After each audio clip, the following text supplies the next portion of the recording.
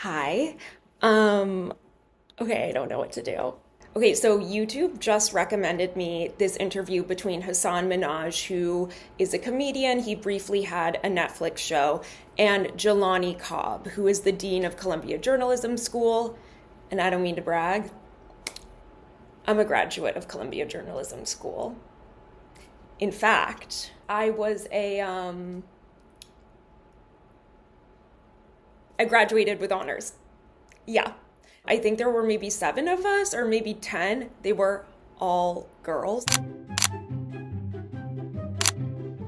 First of all, the whole school already actually was like 70% female, and crazy female energy. Like, super productive, super great rumor mill that has completely run dry for me. Also, there's like so few people from journalism school that will still talk to me. So, anyway, that's why sometimes I call it the Columbia School of Propaganda.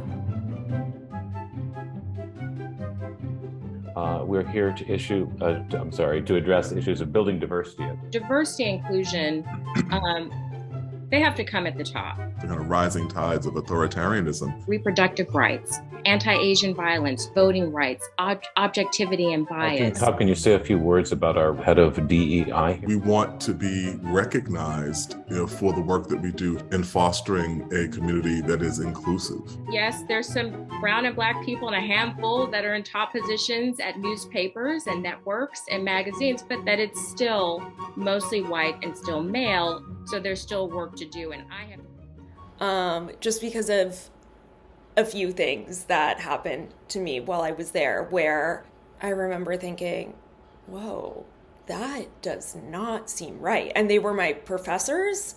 I got one feedback on a pitch that I actually think was really sympathetic to immigrants and even undocumented people. It was, oh gosh, I don't know if I can remember. I think it was about either Manhattan, but I feel like it was Brooklyn. I feel like it was Brooklyn. Let me just Google it. 4 hours later. Okay, so I think what happened was that in around maybe 2017, 2018, the district attorney decriminalized jumping the turnstile. Oh, wait, I should say. Okay, so the first thing that happened where I was like, was on my very first day, okay? And we've just been given this assignment, do any story on immigration. And I show up to the first day, and I'm so sorry, like, some of the people in that class really were quite smart. There was a huge variation though, okay? Because some people came with a pitch like, I know a hot dog vendor who is from Sri Lanka. I'm gonna do a profile of them. I don't even know how I came up with this idea. I still think it's a good idea. Around 2017 or 2018, the Manhattan district attorney had decriminalized jumping the turnstile. And the Brooklyn DA at the time, if I'm remembering correctly, had promised to do the same in his borough. He was going to decriminalize jumping the turnstile. But maybe 6 months had passed, maybe a year, and it still hadn't happened. And so in the meantime, there were people who were hypothetically getting deported for jumping the turnstile. If anyone just understood the look in my eye right now, don't steal it. Don't steal it. I'm going to do that story first. I'm just realizing, like, whoa, 2018 is 2025. Like, this story is suddenly in play again.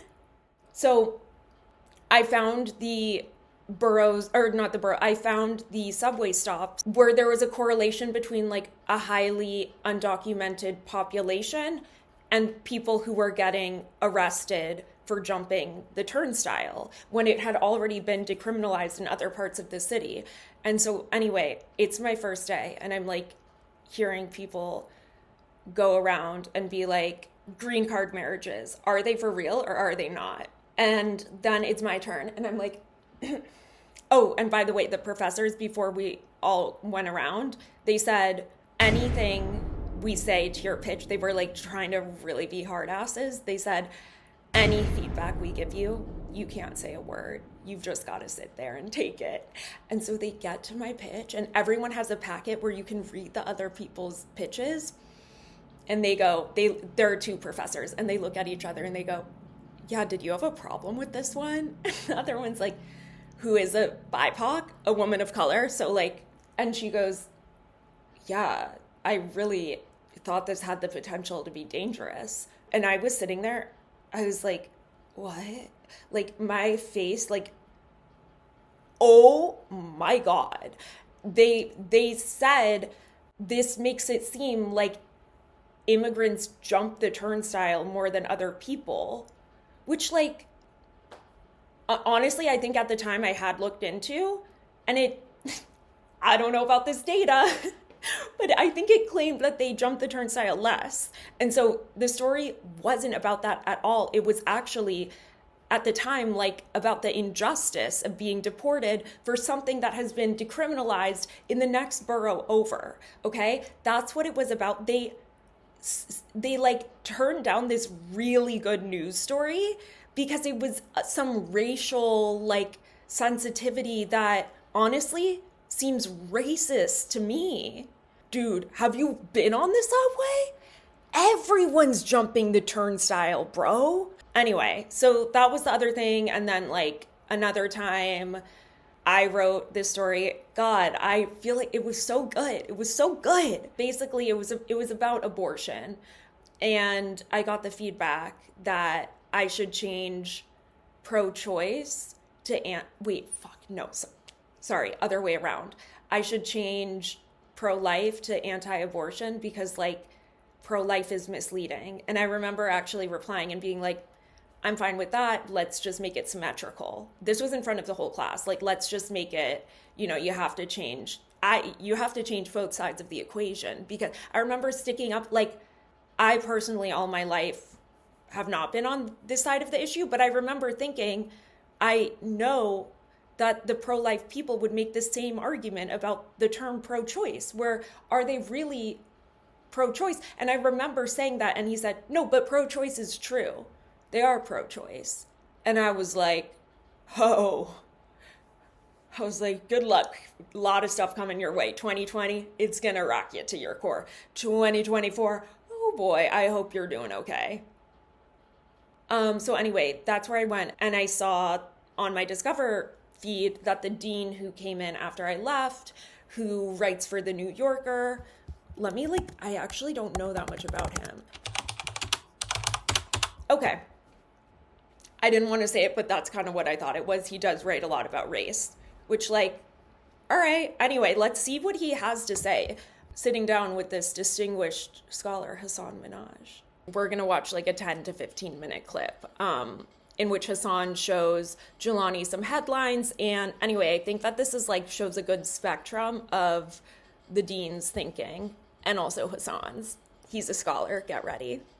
Join over 9,000 companies, including startups from Y Combinator and Techstars. Support Visit Vanta.com/Hasan to claim $1,000 off. Hasan. That's VANTA.com. He's definitely, they put him in a swivel chair for this ad. He's like... A cheap critique I've seen with journalism and the state of journalism, not currently, but the way it's always been, is this thing called objectivity theater. Welcome to Objectivity Theater. Okay, really excited to see how this concept is different than just objectivity. To Objectivity Theater. I've brought 100% factual headlines from the New York Times. Okay. Wow. Okay, now you explain to me what is happening here. Okay. This is gonna be good. These are real headlines, okay? The New York Times, civilians killed as U.S. troops fire on Afghan bus. Okay, so first take. Okay, what is he gonna talk about here? Civilians killed as U.S. troops fire. Okay, he's definitely talking about the passive voice, the civilians killed part. Yeah, it's a passive voice headline. Yeah. Mm-hmm. Yeah. Passive voice. Yeah. Who shot at the bus? Yeah, passive voice there. Why are they doing this? That's giving major passive voice. Yeah. That's giving major passive. Yeah. Right. What it should say is. It's just the headline. It's like, what did the story say? Maybe they couldn't declare it. Wait, let me read it one more time. Civilians killed. Because you know why they write headlines that way? They write headlines that way when there's uncertainty about who did what. They're not like, I don't think that the journalists are trying to protect the U.S. government. I mean, like, have you met a recent U.S. journalist? Like, they're like in the streets ready to take the U.S. military down. So anyway, I just don't think that there's the conspiracy that you think there is. But I love this like fake news. Like, he's kind of like, this is fake news, you know? And I'm like, hell yeah, 2016 Trump, here we go, Hasan Minhaj, just ripping from the 2016 Trump playbook. Yeah. It's giving major pass. Yeah. Right. What it should say is U.S. troops fire on bus, killing innocent Afghan civilians. U.S. troops fire on bus, yeah, civilians killed. But they probably wrote it that way because there must have been a third party where there was uncertainty or something. Or civilians killed by U.S. troops in, I like Jelani. He's really freaking thinking about it. Bus, exchange, whatever. Yeah. Car hits crowd after white nationalist rally Hey, in didn't we just do this gimmick? Charlottesville ends in violence. So the car was racist? They needed, no, did the they car like did need not. it? Why did they think this was so good? Like, did they need an activity? They were like, we really need you, because no one wants to just sit there and talk. They're like, I don't want to be like everyone else. Like, we need to do a thing. We need to have a concept. We need to have an angle. My angle is going to be passive voice headline takedowns. Hit the crowd, and so Jelani, tell him. That is kind of soft pedaling, what actually happened. I can see there are a couple of things. Okay. If you don't know who was driving the car, Yes. and you don't know if this was He's a person learning. I think Hasan is learning had a about seizure, journalism. and it happened to be that this rally was going on. Totally. You don't know what why this incident happened. Yes. So you don't want to say something that attributes blame in a moment like this. Sometimes when news is Exactly. breaking, but the car didn't hit the crowd. Yes. Good job. Like as if it just has volition in its own right and decided Correct. to do this. Let's Yeah. look at the third example. Explosion Gazans say was airstrike, leaves many casualties in dense neighborhood. Yeah. This is insane to take issue with, considering the fact that in the war between Israel and Hamas, like distinguishing who did what is extremely difficult. And there have been instances in which the New York Times famously attributed an explosion at a hospital to Israel when all signs point to the fact that it was a faulty Hamas rocket. So either way, like, sometimes it is in dispute. The most important thing is that you're honest about what you do and you don't know. And so with headlines, when you have to narrow it down to, like, I don't know, maybe 6 words, 8 words, something like that, it has to be ambiguous because the truth is ambiguous to journalists and definitely to the public at this moment. And anyway, to use this example in Gaza is just almost doesn't apply. There's so much confusion. News is breaking so fast. Like, those are scenarios where there's even more chaos than the first 2 examples that he mentioned. So this is not smart. Yeah. So if there's an explosion, and I've been in situations like this. So there's an explosion. Some I don't people know say it's an about that. airstrike. What is his background? Like, I'm not trying to say that I haven't. He's probably been on a breaking news desk at some point. I wonder, like, what his first job was. Okay, he began contributing to Washington City paper. Oh, he was part of the BET empire, but worked for the print desk. Okay. Anyway, what I am reading about his history, I think that's like the New Yorker is not like, I mean, yeah, okay, of course there are going to be a few instances in which the New Yorker, like, right up until the moment they publish, maybe when it is in regards to Trump or some sort of like lawsuit or I don't know, something like that, maybe they are tinkering with it, but like all of their stuff I feel like takes like a months, years to report. Like, anyway, but he's like, I have been in a war-torn area, which, like, I don't know. Okay. Right. Other people are saying that it's a gas leak, and you have to put together a headline. You have 5 minutes to make this decision. Right. If that were, if I were in That's just like newsroom fantasy. It's cool, but like I don't think he's been in that position. the case, I would simply say explosion. You come back to whether it was an airstrike or whether it was a gas pipe or whatever, car bomb, whatever the thing was. You put out the thing. There is an explosion. People have been killed. More, this is a developing story. But It's a good answer. it feels factually true but emotionally dishonest. That's the It feels problem. like it's soft pedaling. Yeah. So revealing. So revealing. Like, it makes me want to quote that song that Ben Shapiro's in, where it's like, I don't care if I offend you. Anyway, the whole point is like, facts don't care about your feelings. It feels factually true but emotionally dishonest. Feels factually true but emotionally dishonest. I feel like that describes an internal struggle within yourself to accept the fact and has not a lot to do with the fact itself. That's the It feels problem. like it's soft pedaling. Yeah, yeah. Yeah. And that was Objectivity Theater. Still don't understand how that concept is different than just like objectivity. Like, I don't know. We're seeing that right now currently with Gaza coverage. And this was concerning. Back in April, there was a memo leaked at the New York Times. The editors had instructed journalists to avoid terms like genocide, ethnic cleansing, and to not say occupied territory. Yeah, like we couldn't say devil, we couldn't say evil when it came to covering Jews. And, that feels dishonest. Ethnic cleansing, and to not say occupied territory when describing Palestinian land. What was your reaction when you heard that? So I think that there's been, first, I didn't see that particular memo. Sure. Jelani, be honest. Be honest. I feel like he was a really active Twitter user. I don't know. I feel like he's an online guy. But I think that there's been a kind Searching. of left-hand, right-hand phenomenon. What? Wait. Not just at the New York Times, with a lot of news Sure, yeah. This organizations. Right. may be a symptom of a larger problem. Yeah. Some of it is a kind of Wait, so we are saying there's a problem with this? What?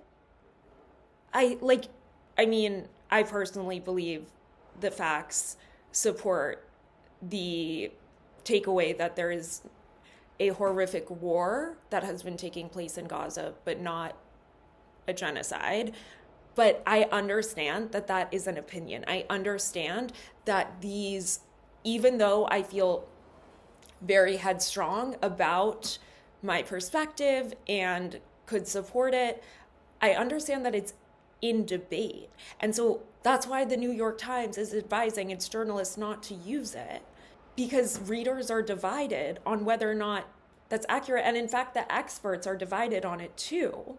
That's the most important part, is that the governing bodies or even the US, like our leaders, were divided on it. So, that's just like, I don't understand. Like, you're critiquing journalism, but I feel like you want it to become even more partisan.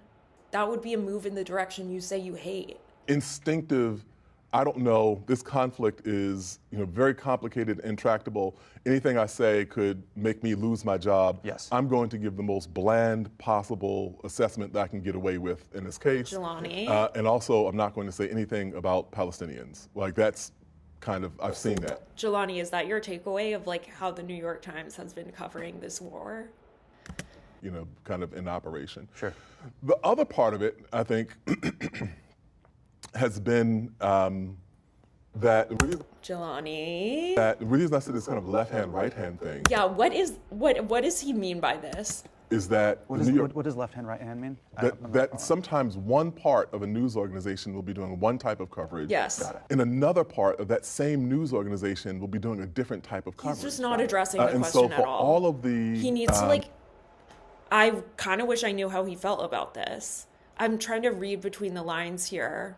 I think he's trying to imply that he does support the use of the word genocide, but doesn't want to say that on the record.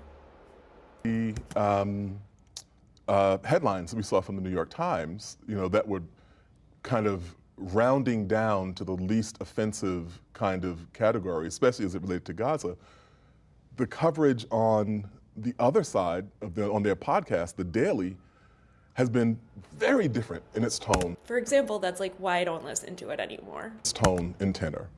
Just joking, I literally haven't listened to it for years. I hate that these people think they're artists. Like, give me the news. They also get the story of the day wrong so often, where it will be like a Monday and you'll need to know what you're doing, and they will have a story that's like, why sea turtles in Georgia are suddenly endangered overnight. Huh? So, okay, Jelani, keep going. And then the New York Times Magazine has published Ronan Bergman's work. Don't know anything about this man. An Israeli journalist who's been intensely critical of Israel's policies in the West Bank and in Gaza. And just laying out what's happened. And I'll say this because I'm a dean of a journalism school, and I've interacted with journalists across a wide array of things. Sometimes these are just very complicated situations that people have to make a decision on in a snap, and it comes out in a way that might not even be the best way. That journalist or that editor might say the next morning, I didn't get it that time. Sometimes that's why guides like this are good, so that people aren't using this language, right? There's a kind of institutional default, where it is like, wherever it is that we are not going to offend this particular group of people. Whether that's an intentional decision, whether that's an implicit kind of bias, that happens too, in all kinds of organizations. So I guess what he's trying to say there is that this is because of bias, like a pro-Israel bias. That is the same thing what I was talking about with the pro-life and pro-choice debate. Like, how do you not recognize that is an opinion, not a fact? Don't you guys have a center for misinformation? Oh, yeah, the Tao Center. What the hell is the Tao Center? Please help me understand. Like, I don't know what it is, but I think it's where the serious minds of the journalism school, they go to the Tao Center, they work really hard on their Excel spreadsheets, they do the data journalism, the circles, showing this is how this many people died, like graphs. That's what they do, right? 4 hours later. I don't even know what I was saying, honestly. Is the speed and velocity of information, and necessary information, that has to get out to the general public. But oftentimes there's not. He is such a big hand talker. It's really like he's moving his spine. By the time those plastic bottles, I feel like he needs a rolly chair. He wants to slide around. He wants to dance around. Plastic bottles are put into the ocean, per se. Wait, what did he just say? Public. But oftentimes there's not. By the time those plastic bottles are put into the ocean, per se, there isn't systems put in place to go, hey, we got to clean up some of those plastic bottles that we accidentally, maybe not even on purpose, dumped into the ocean. Because new information has to come out. This is like they're talking about misinformation. Like, people got bad facts. Like, how do we undo the bad facts that they've read? New information has to come out Sure. today. So That makes me disenfranchised with the news. It makes me super because I'm like, we got it. because I'm like, they can get it wrong. They meaning any. He literally wants news to be like Walter Cronkite. And I feel like, I'm so sorry, those days are over, and you're going to be like this sad and miserable for as long as you're obsessed with journalism and a journalism consumer, if that is what you're looking for. Like, it's gone, sweetie. This analysis is genuinely like a 2015 analysis. Where, what was the whole, like, he's going to talk about like flattening the curve or something, or like, what was that Kellyanne Conway, like, he's going to talk about alternative facts? Any news organization, and there is no justice for this. So in theory, that's what we talk about, the second story. Your second story is supposed He's a to real be journalist. That's better cool. than your first story. It's supposed to be, the second story is supposed to happen in the time frame where you reflect upon, the headline where we made it seem like the car, just of its own will, turned itself on and I'm plowed just like into smiling the, because like he's kind of nerdy and I like it. Like I can see that he's like looking around and he's actually thinking about it, and I just appreciate that. I guess I kind of do miss school. I wish I was back there to just cause a ruckus. Like, this is a person who has white supremacist sympathies, who got behind the wheel in the midst of Yeah, this, that was plowed true. the car into this crowd and killed someone. And so, in theory, that's supposed to be the metabolism that we operate under. I wasn't familiar with the second story. No, it's a concept, like your second story. And so, but also, If that wasn't clear to anyone, he's basically talking about the idea that it's like a follow-up story. Maybe there's only so much you can really accomplish with your initial coverage of a story. And so if you're like a beat journalist where you have a specialty, your second story is where you would follow up with that. also, by that same notion, we're supposed to be, as news organizations, as journalists, we're supposed to be an external check on power. That's why the Constitution protects us in the First Amendment. But we also need external checks. And we also need to have the kind of humility that's required to actually... I mean, I feel like the recent election results this past November were a check. Were a check on the media. actually look and say, have we served everyone to the best of our ability in the way that we followed this story? Is that what journalism is? Like, no, I don't think it's about like serving communities. I mean, it can be, but that's definitely not the question I ask myself. I definitely don't determine my own success that way. And there, there's a wide variety in terms of how conscientious news organizations are about that. I have friends that work in journalism, and they say that, Super cool. and again, this is digital traffic, is for op-ed journalism Sure. more than kind of the front page journalism. Do you find that concerning that this is the Stephen A. Smithification of journalism? He just is like so not a populist. It's like, dude, you have a problem with that because you don't believe that the American public can like handle op-ed journalism. He probably loves op-ed journalism. I bet he reads a lot of it. He makes all these references that I'm like, okay, you read a lot. You read more than me. I don't know those people. I feel like this is so elitist. Hasan Minhaj doesn't know when to stop making basketball analogies. The hot take industrial complex. Oh, wow. Because when I watch First Take, I know what it is. Yeah, I know. First Take. Yeah. You know what I mean? So- but I know what it is. I know that Steven's gonna piss me off. Yeah. Oh, I recognize that JJ's guy. gonna reel me I in. think I like that guy. And though. Skip Bayless is gonna I don't needlessly like hate on baseball LeBron. guys. I would just say I would never publish anything of the caliber of Stephen A. Smith's opinions in a paper. But that's neither here nor Don't there. say that, Dean Cobb. Yeah, no. I wouldn't This say man that. is driven. I mean, Yeah, they're- no. That's neither here nor there. Okay. But for the basic level of it, what's happened, the reason that you see so much opinion now is that news budgets have gotten very constrained. Not a surprise. Yeah. And reporting is expensive, especially I actually really appreciate that he's thinking about it in terms of like a business incentives way. Yeah, I appreciate that he's thinking about it like this. especially foreign reporting. You have to fly people places, and you have to give them housing, and you have to provide for all the stuff that goes into producing a story, and that's expensive. Opinion, it's cheap, it's fast, Yes. it's plentiful, and people will read it. I have a pitch on this, how to fix this whole thing. Because people conflate opinion with page one journalism. Right. This is my I pitch. I don't think people really do that. Like, I think they know when they're reading opinions. I feel like his problem is that they agree with them and they believe them. I don't think the problem is in distinguishing the two. And take this. You don't even need to credit me. All opinion journalism should just be in Comic Sans MS. And then regular news Right. is Times New Roman. It's an idea. Do you know what I mean? Yeah. I mean, I think we can kind of clearly label opinion.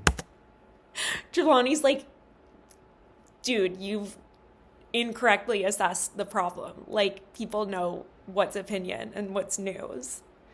The debate is over like what gets labeled what, you know? But people always understand if what they're reading is considered news or opinion, usually. It's just not. The problem is not. The problem is that people read op-ed pieces and they agree with them, and I think that's what his issue is. Also, by the way, I think your ideas, we should publish them in Windings. It's too regal. Right. It's too regal. I don't. It's worth a try. Yeah. If you just saw Thomas Friedman articles in Comic Sans MS, you'd be like, got it. Understood.